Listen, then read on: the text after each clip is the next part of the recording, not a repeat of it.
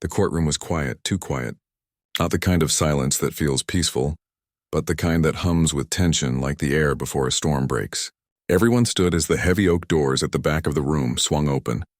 Bailiffs straightened their posture. Lawyers smoothed their jackets. Even the court reporter paused mid-sip of coffee. Then she walked in. She wasn't tall, but she carried herself like someone who'd spent a lifetime earning every inch of space she occupied. Her dark suit was crisp, her silver-streaked hair pulled back neatly, and her eyes, calm, steady, and sharp, swept the room in one smooth glance. This was her courtroom, not because of the flag in the corner or the seal above the bench, but because everyone in it knew she'd spent decades defending the very idea of fairness, long before she ever wore a robe. And then there was him. He sat in the front row, legs crossed, phone in hand, scrolling like he was waiting for a coffee order, not a federal hearing. His suit probably cost more than most people's monthly rent, and he wore it like armor, something to remind the world he didn't need to follow the same rules as everyone else. He'd built an empire on disruption, on tearing down old systems and calling it progress. To him, tradition was just another word for weakness. When the judge entered, the entire room rose, except him. He didn't even look up. A few people glanced his way, then quickly looked back at the bench, hoping no one would notice. But of course she noticed. Judges notice everything. She paused for half a second, just long enough for the silence to deepen, then walked to her seat and sat down without a word. Still, he didn't stand. A murmur rippled through the gallery. Not loud, just a soft shuffle of discomfort. One of his own lawyers leaned over and whispered something urgent. He finally looked up, smirked, and said, just loud enough for the front rows to hear, "Standing's optional, right?" It wasn't. In federal court, rising when the judge enters isn't just polite. It's a sign of respect for the law itself.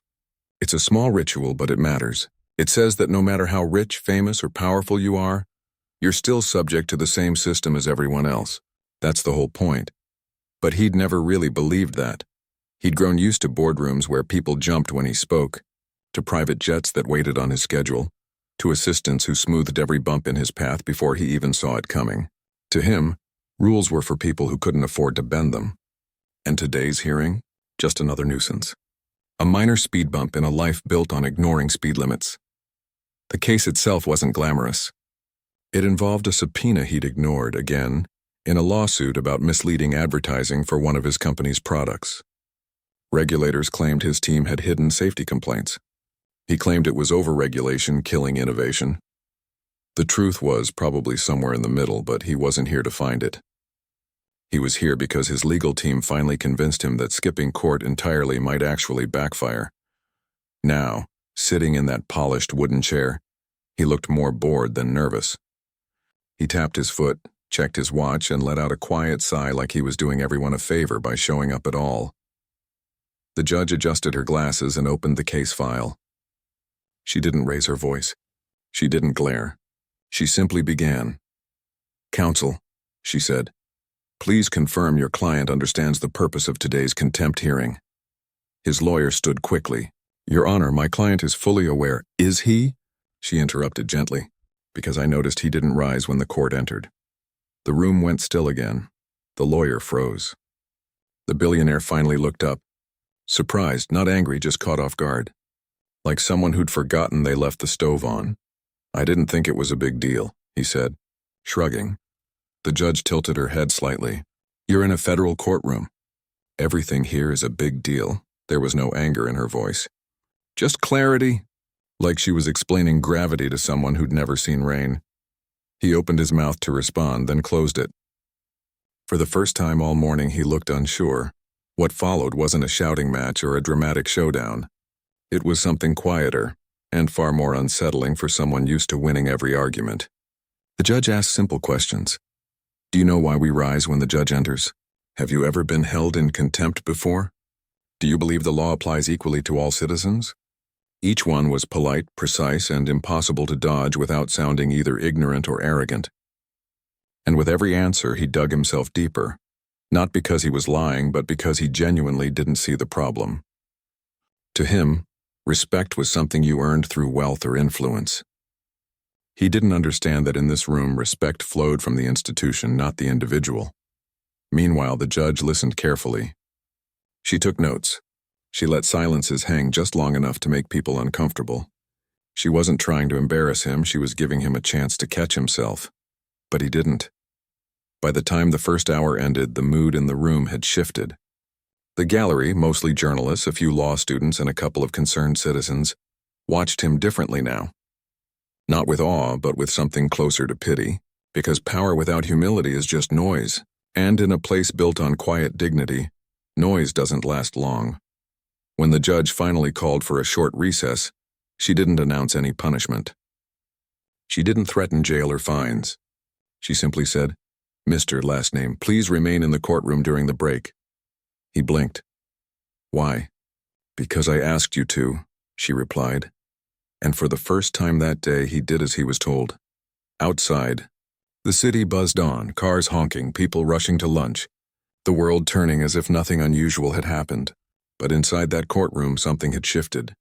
Not because of a gavel or a ruling, but because one woman refused to let arrogance go unchallenged. And what she would do next? Well, that would surprise everyone, including him. The break lasted only 10 minutes, but it felt like an eternity to him. He sat alone in the front row, arms crossed, staring at the polished floor as if it might offer an escape route. His phone buzzed twice. Messages from his assistant, his PR team, maybe his lawyer, but he didn't check. For once, the constant stream of notifications felt irrelevant. What mattered now was the quiet weight of the room itself, the tall windows letting in pale afternoon light, the faint scent of old wood and paper, the distant hum of the city muffled by thick walls. It was a space built for reflection, not reaction, and that unnerved him more than any fine or threat ever could. Across the hall, in her chambers, the judge sipped black coffee from a chipped mug that read, "World's Okayest Judge," a gift from a former law clerk. She wasn't plotting revenge. She wasn't even thinking about him much at all. Her mind was already on the next case, a housing dispute involving elderly tenants facing eviction. But she knew what she'd seen in there. Not just disrespect, but a deeper kind of blindness.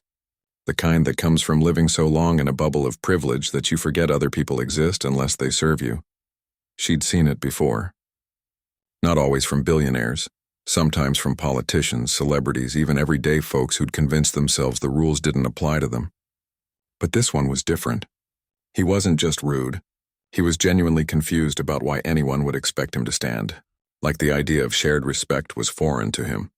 When court reconvened, she walked in slowly. Again, everyone rose. This time he stood too, hesitant, almost mechanical, but she didn't acknowledge it. She simply took her seat and picked up where she left off. "Mr. Last Name," she began. "You said earlier that standing didn't seem like a big deal.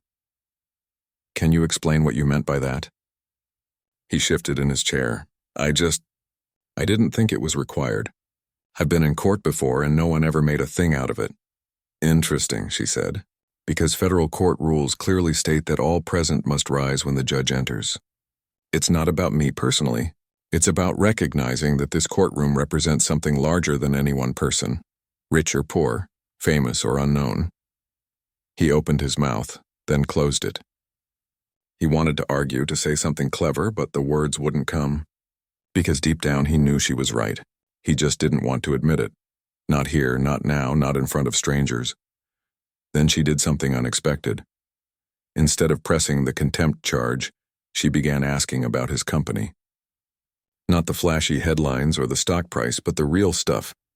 How many customer complaints had they received about the product in question? Had his team reviewed internal safety reports? Did he personally approve marketing claims? At first, he answered with practiced corporate vagueness. "Our legal department handles that. I trust my team. We comply with all regulations." But she kept drilling, calmly, patiently, like a surgeon removing layers of padding to reach the truth. And slowly, the mask slipped. Under questioning, it became clear he hadn't read the subpoena thoroughly. He'd assumed his lawyers would handle it. He didn't know the details of the safety concerns because no one had briefed him, because no one dared. His entire operation ran on layers of insulation, shielding him from anything unpleasant or inconvenient. The judge didn't gloat. She didn't raise her voice. She just kept asking, "And did you know?" Until the answers painted a picture. a man so surrounded by yes-men that he'd forgotten how to hear no. In the gallery, a young law student scribbled notes furiously. She'd grown up in a neighborhood where people avoided court because they felt unwelcome, powerless. Watching this billionaire squirm under simple, fair questions felt like justice in real time, not punishment but accountability. Meanwhile, flashes of the judge's own past flickered in her mind, not as distraction but as grounding. She remembered her first courtroom appearance as a public defender, wearing a borrowed suit, voice shaking as she argued for a client who couldn't afford bail. She remembered being talked over, ignored, even mocked, just for being a woman of color in a system that wasn't built for her. But she stayed. She learned. She earned her place not through wealth but through relentless integrity. Now, decades later, she held the gavel. And she used it not to crush but to clarify. After another hour of testimony, she paused. The room was warm, the air thick with unspoken tension. She looked directly at the billionaire, not with anger, but with something closer to sadness. "You built something impressive," she said quietly. "But power without responsibility is just noise. And noise doesn't build anything that lasts." He looked down. For the first time, his confidence wasn't armor. It was a burden. Then she announced another short recess.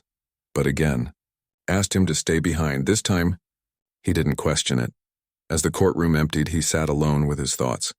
Outside, the sky had turned gray. Rain tapped softly against the windows. He thought about his kids, what they'd think if they saw him like this. Not the headlines, not the money, but the man who couldn't bring himself to stand for a judge who'd spent her life fighting for people like them. Back in her chambers, the judge made a call, not to the press, not to higher-ups, but to the clerk who managed community outreach. "Is the civil rights exhibit still up in the courthouse archives?" she asked. "Yes, Your Honor, through the end of the month." "Good," she said. "I think it's time someone saw it." When court resumed, she didn't return to the subpoena. Instead, she turned to the court reporter. "Would you please read aloud the transcript from U.S. District Court, Eastern District, 1963, case number 4872? The testimony of Attorney Eleanor Whitmore." The reporter blinked, surprised, but nodded. As the words filled the room, words from a black woman lawyer who'd been denied the right to speak in that very courthouse, told to wait outside until the men are finished, the billionaire's face changed. He'd heard of that era, of course, but hearing it here in this space made it real, not history, not a lesson, but a wound that had taken generations to heal, and he'd just treated that healing like a joke. The judge let the words hang in the air. No commentary, no lecture, just truth spoken plainly. When it ended, she looked at him one last time. "Respect isn't about me," she said. "It's about honoring the struggle of everyone who fought to make this room fairer than it was yesterday." He didn't speak, but for the first time he understood, and outside the world kept turning. But inside that courtroom, something had quietly shifted forever. The moment the gavel tapped, soft, not sharp, the billionaire felt something unfamiliar: shame. Not the kind that flares hot and loud, but the quiet, heavy kind that settles in your chest and makes you rethink everything.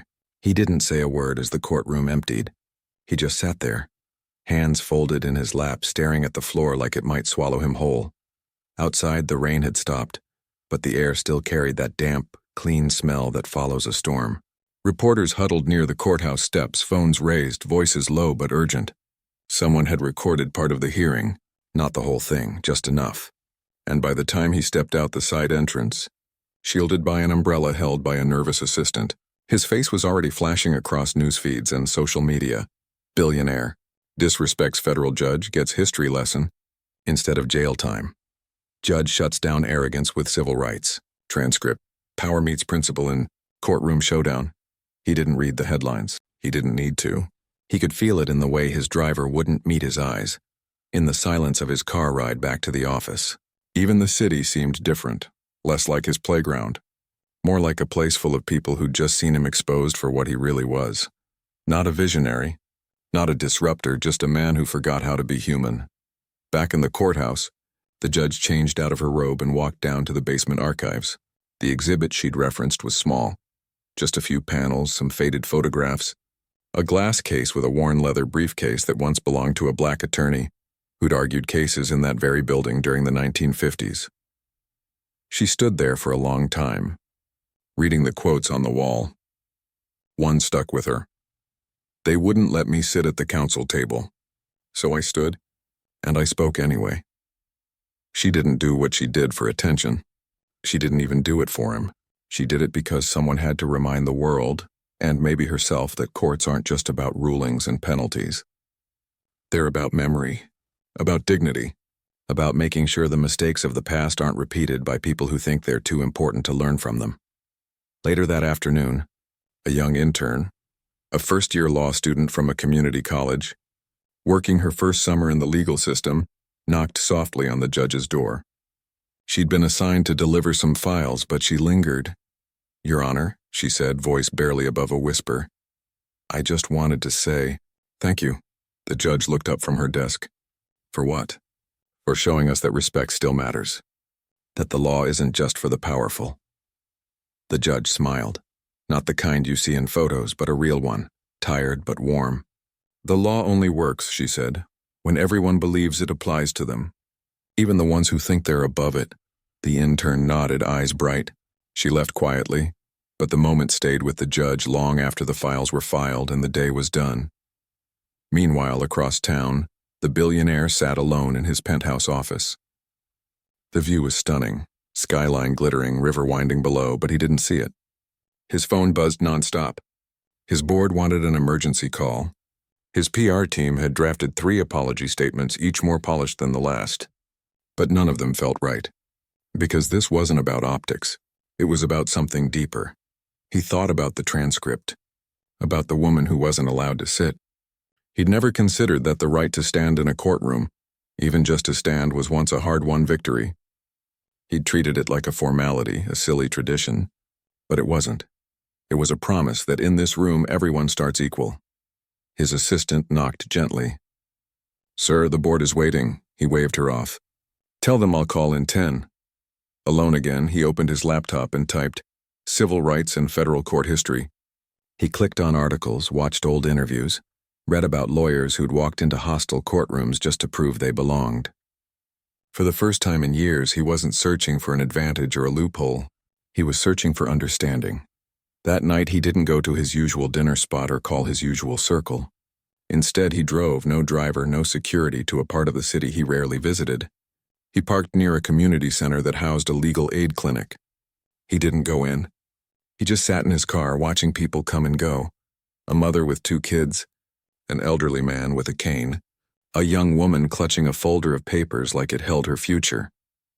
He thought about his own legal team, dozens of high-priced attorneys who smoothed every path, erased every risk. These people had one overworked lawyer and a stack of unpaid bills. And yet they showed up. They believed the system could still work for them. He didn't deserve that kind of faith. Not after today. Back at the courthouse, the judge finished her last case of the day, a small landlord-tenant dispute, and packed her briefcase. As she walked out, a janitor nodded at her. "Long day, Your Honor?" "Worth it," she said simply. She didn't check her phone until she was in her car. Dozens of messages, some angry, accusing her of grandstanding, but most were grateful. Teachers, nurses, veterans, students, all saying the same thing. "Thank you for reminding us that decency still has a place in power." She turned off her phone and drove home through quiet streets. No cameras followed her. No headlines bore her name. And that was how she liked it. She wasn't in this for fame. She was in it for the quiet moments, the ones no one sees. When someone finally understands that fairness isn't weakness, it's strength. The next morning, the billionaire didn't go to his office. He called his head of legal and said, "Pull all the internal reports on that product. Every complaint, every test result. I want to read them myself." His lawyer was stunned. "You've never asked for that before." "I know," he said. "That's the problem." He spent the day reading. Page after page of customer concerns, flagged emails, internal warnings that had been buried under layers of corporate speak. He saw how easy it was to ignore the truth when you're insulated from consequences. By evening, he made a decision. Not for the press, not for damage control, but because, for the first time, he felt responsible, not just for his company, but for the people who trusted it. He drafted a short email to his executive team. We're going to do the right thing. Not because we have to, but because we should. And then he did something even more unusual. He wrote a letter, not public, not performative, to the judge. Just 3 paragraphs. No excuses, no justifications. Just, thank you for holding the line. I needed to hear what you said. I won't forget it. He didn't send it right away. He sat with it for a day, wondering if it mattered, wondering if she'd even read it. But that wasn't the point.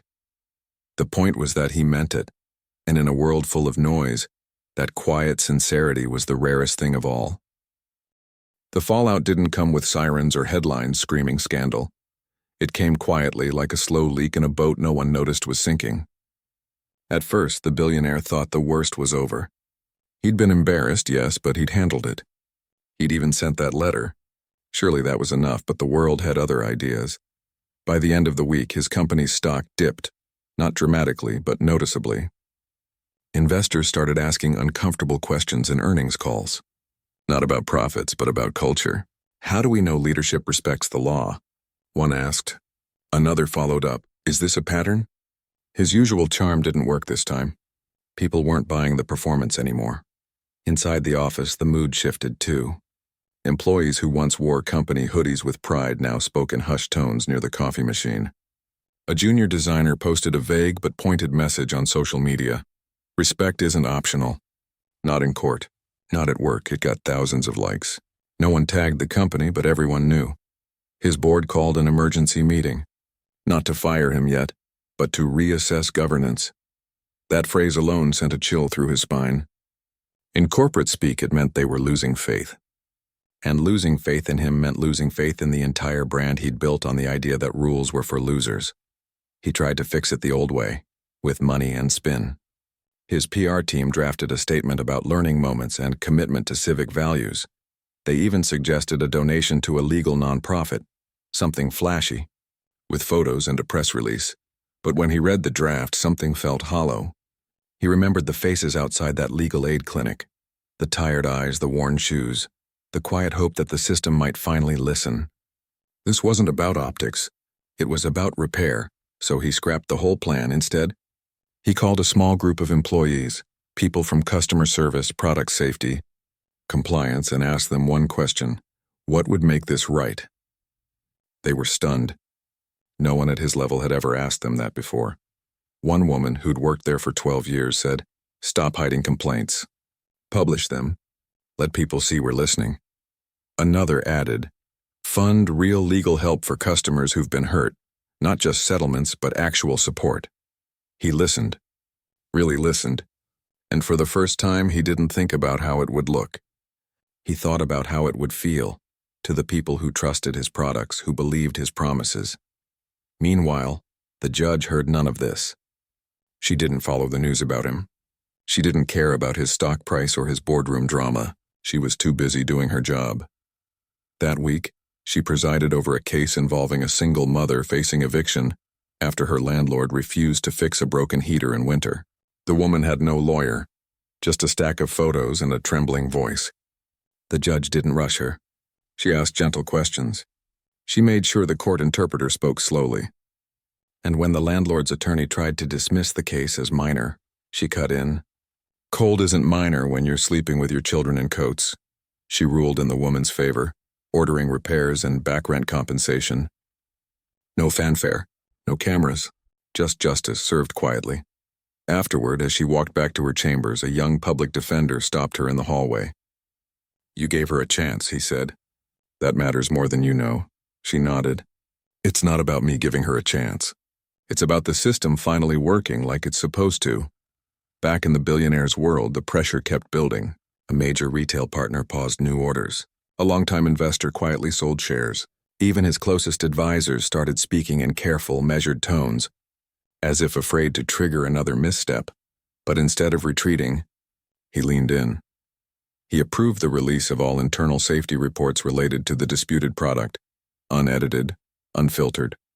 He authorized a new customer advocacy team with real power to investigate complaints. And he quietly transferred funds not to a flashy charity, but to 3 community legal aid organizations with no press, no branding, just support. One of those organizations was the very clinic he'd sat outside of that rainy night. He didn't tell anyone, not even his assistant, because this time it wasn't about being seen. It was about being better. Still, word got out. Not from him, from the people on the ground. A legal aid lawyer posted a thank you note, without naming names, about an unexpected donation that would keep their doors open for another year. A customer service rep mentioned in a team meeting that leadership had finally listened. Slowly, the narrative began to shift, not because of a press release, but because real people felt a change. At home, the billionaire sat with his kids one evening. His youngest asked, "Dad, were you in trouble at court?" He didn't dodge it. "Yeah," he said, "I was. I forgot to show respect when I should have." "Why?" He thought for a long moment. "Because I got used to people treating me like I was more important than I am. But I'm not. No one is." His child nodded, satisfied with the answer, and went back to drawing. But the words stayed with him. No one is. That simple truth had been buried under years of success, ego, and insulation. Now it felt like the only thing that mattered.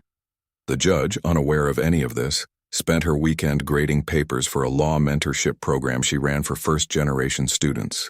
One essay stood out. A young woman wrote about watching the courtroom moment online and realizing, for the first time, that judges could be both firm and kind. "I used to think the law was cold," she wrote. "Now I see it can have a heartbeat." The judge underlined that sentence and wrote in the margin, "Keep that heartbeat. The system needs it." On Monday, the billionaire returned to work, but differently. He walked through the office without his usual entourage. He stopped to talk to people he'd never noticed before. The security guard who'd worked there 20 years, the intern who refilled the printer paper, the engineer who flagged a safety issue months ago and was ignored. He didn't apologize to each one. That would have been performative. Instead, he asked, "What do you need to do your job well?" And then he listened. That same day, the judge received a plain white envelope with no return address. Inside was a handwritten note, just 3 paragraphs, no signature. It read, "Your Honor, I didn't understand what respect meant until you showed me it wasn't about you. It was about everyone who came before us. I'm trying to learn, not for show. For real. Thank you for holding the line when it mattered." She read it twice, then folded it carefully and placed it in the top drawer of her desk, next to the world's okayest judge mug and a photo of her mother, who'd cleaned offices so she could go to law school. She didn't know if the words were enough, but she hoped they were a start, because real change doesn't happen in headlines. It happens in quiet choices in boardrooms, in courtrooms, in living rooms, when someone finally chooses humility over pride. And sometimes, that's enough to shift the whole world. The morning of the final hearing was clear and cool, the kind of autumn day that feels like a fresh start. He arrived early. No limo, no entourage, just a quiet car and a driver who barely spoke. He wore a simple navy suit, no flashy watch, no designer tie. He carried a folder, not a phone. And when he stepped into the courthouse, he didn't scan the room for cameras or reporters. He just walked in, head down, like someone who finally understood the weight of the place. Inside, the courtroom was already filling. Not with celebrities or influencers, but with ordinary people. Tenants, small business owners, a few students from the local law school. They weren't here for drama. They were here because this was where their lives intersected with the law, and they trusted it enough to show up. When the bailiff called the court to order, everyone rose. And this time he stood before anyone else, smoothly, quietly, without hesitation. He kept his eyes forward, not at the bench, not at the crowd, just straight ahead, as if the act itself was enough. The judge entered a moment later. She wore the same calm expression as always, but something in her posture softened when she saw him standing, not because she needed the gesture, but because it meant he'd finally understood what it was for. She took her seat. "Be seated," she said. And just like that, the hearing began. There were no fireworks, no grand speeches. The lawyers presented the terms of a settlement they'd worked out over the past weeks. The company would release all internal safety data, fund a consumer legal education program, and establish an independent review panel for future product complaints. It wasn't perfect, but it was real. And it was more than anyone expected. The judge reviewed the documents carefully, asked a few precise questions, then nodded. This agreement reflects accountability and a commitment to public trust. The court accepts it. Then she turned to him. Do you have anything to add, Mr. Last Name? He stood again, not because he had to, but because he wanted to. He didn't look at his lawyers. He looked at her. Just that I'm sorry, he said, voice low but clear. Not because I was caught, but because I should have known better. I let my success blind me to something simple. That respect isn't earned by wealth. It's given by how you treat the system that protects us all. A few people in the gallery shifted, not in judgment but in recognition. They'd heard empty apologies before. This one felt different because it wasn't polished. It was human. The judge held his gaze for a long moment. Then she gave a small nod. Apologies mean little without action. But from what I've seen these past weeks, you've chosen action. That matters. With that, she closed the case. No fines. No jail time. Just a quiet resolution built on changed behavior, not punishment. As people filed out, he lingered for a moment. He watched the judge gather her papers, speak briefly with the clerk, then walk toward her chambers without a glance back. She didn't need his thanks. She didn't need his redemption arc. She'd done her job and done it well. He left the courthouse the same way he came in, quietly. But something inside him had settled. The hunger for attention, the need to prove he was above the rules, it was gone.